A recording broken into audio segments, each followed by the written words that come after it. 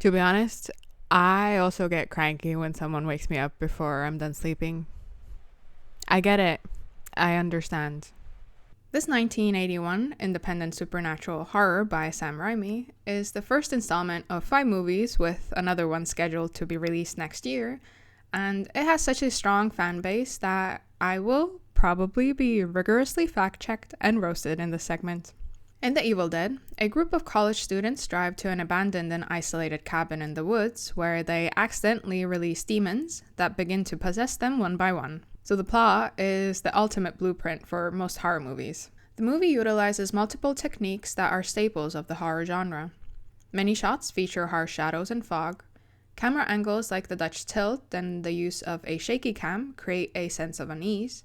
And copious amounts of corn syrup is used to imitate blood.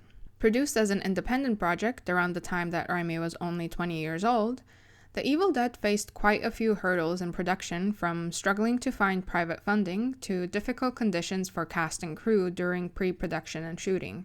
Legend even says that Raimi enjoyed torturing actors on set to get a more compelling performance, and crew had to burn furniture from the set in order to stay warm.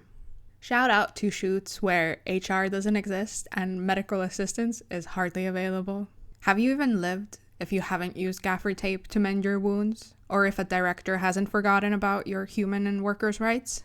Anyone who has been privileged or cursed enough to have moved around in film school circles has probably heard someone monologuing about the story of this movie's production to an unwilling participant. Personally, I have witnessed this at least 3 times. This is perhaps not the most scientific way to judge the effect this movie has had on the industry, but it's impressive when a movie can have a chokehold like this on film students even decades after its release.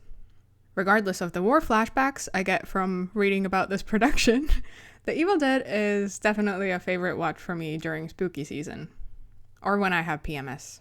Then I find the possessed female characters very relatable.